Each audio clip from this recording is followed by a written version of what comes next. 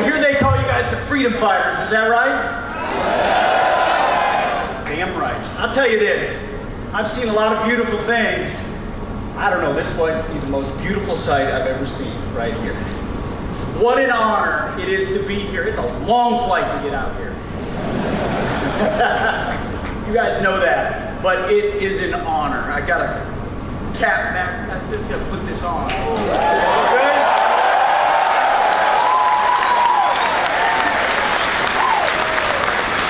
What a beautiful looking ship you got.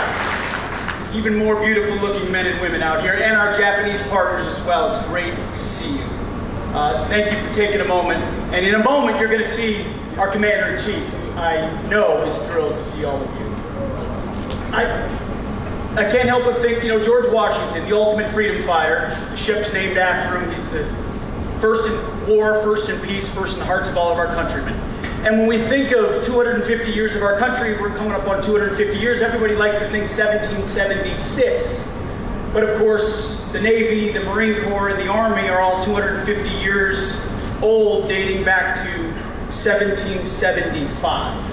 Right? We talk about 1776, and rightfully so, the Declaration of Independence, the amazing moment we launched this American experiment, but it doesn't start without 1775. Without Americans willing to pick up, then it was a musket, didn't quite have aircraft carriers, a musket willing to stand their ground and believe in something greater than themselves, to fight for freedom.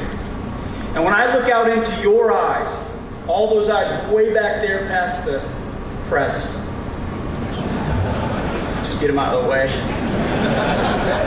When I see all those eyes back there, I see the very same eyes of those men and women from 1775, who were young, hungry, principled, gritty, tough, and willing to fight for the man and the woman on the right and the left, for deep principles and convictions that you still stand for today. What President Trump's doing is pretty simple, but it's revolutionary. He's reminding the country and our adversaries that we're going to put America first. How about that?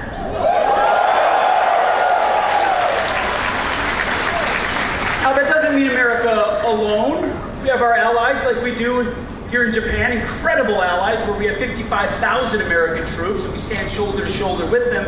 But part of being strong is putting America and Americans first. It also means, on that banner, peace through strength.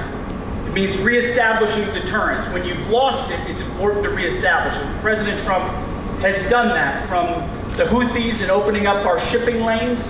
When you just give away shipping lanes to pirates, that creates problems. He showed up and said no more. Or Iran's pursuit of a nuclear bomb, and he said, how about we send B-2s, 37 hours, over to take care of that, to ensure that they don't have a nuclear bomb. Or how about defending our own shores?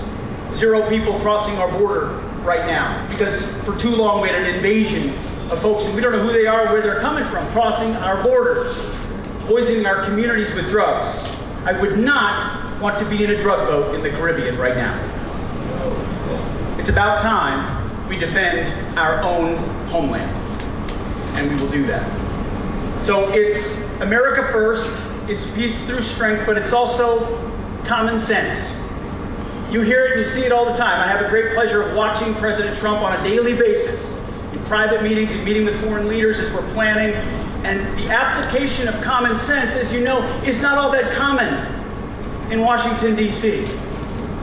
Well, when you apply it, it makes sense and you get things done. And one of those things we're doing at the Department of War, welcome to the War Department,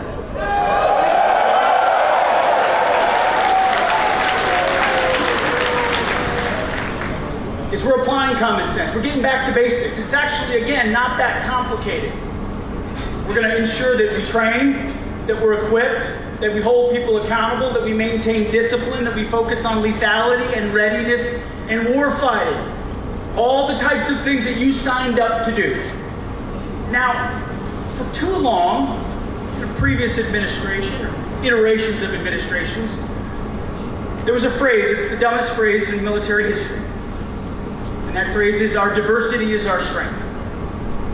You see, I look out at this crowd and I see a lot of diverse faces. A lot of faces, black, brown, white, and otherwise. From small towns, from big cities, rich, poor. I don't know you and you don't know me.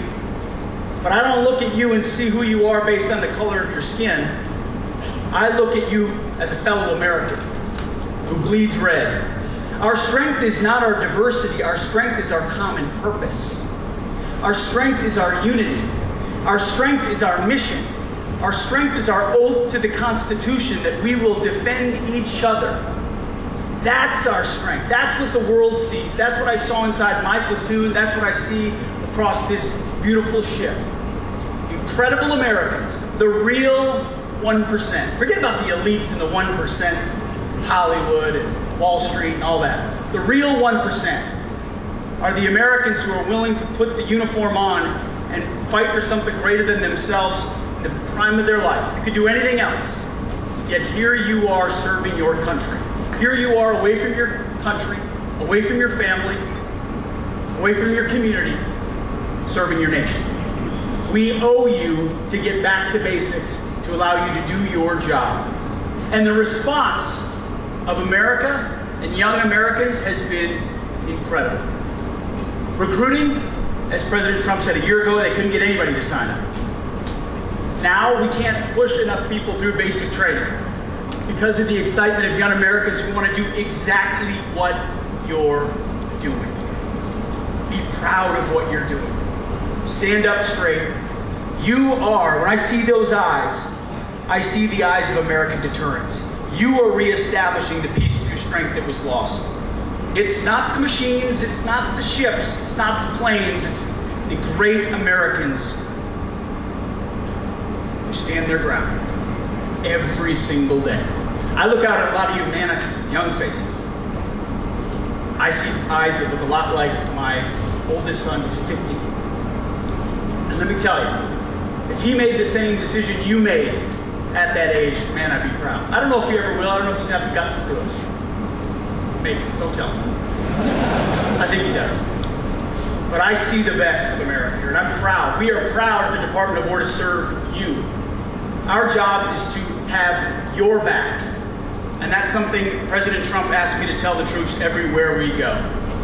That's all I ever wanted when I was a young platoon leader, is to know that my leader, my company commander, my battalion commander, my brigade commander, division commander, you name it, squad leader, would have my back when we do difficult, dangerous things in the dead of night where you can make mistakes, and it's life or death. President Trump, I watch it every day, he has your back. At the Department of War, we have your back. And so we came all this way to reestablish those alliances, make sure adversaries understand how strong we are and that we can project power on beautiful platforms like this, but I came out to encourage you and thank you and recognize to the American people everywhere what a special role you play in this 250 years of the American experiment. We're not here without men and women like you. And if we produce men and women like you, we have 250 more years of this great country and of this great alliance. That's our job, is to pass it to the next generation. Man, look at those stars and stripes right there. That's what it's all about. That's what we're defending. Those freedoms and those Americans back home who cherish that peace and that prosperity and those basic freedoms. That's what we defend. And that's what makes America so different. We don't fight because we hate what's in front of us. We fight because we love what's behind us. We love the freedoms that we cherish. And you're the reason we have them. So thank you for everything you do. God bless you. Call your parents and thank them, will you? They instilled in you the values to do something big, to do something special, to test yourself. And for that I'm grateful. God bless you. God bless the USS George Washington, and God bless our great republic. Thank you very much.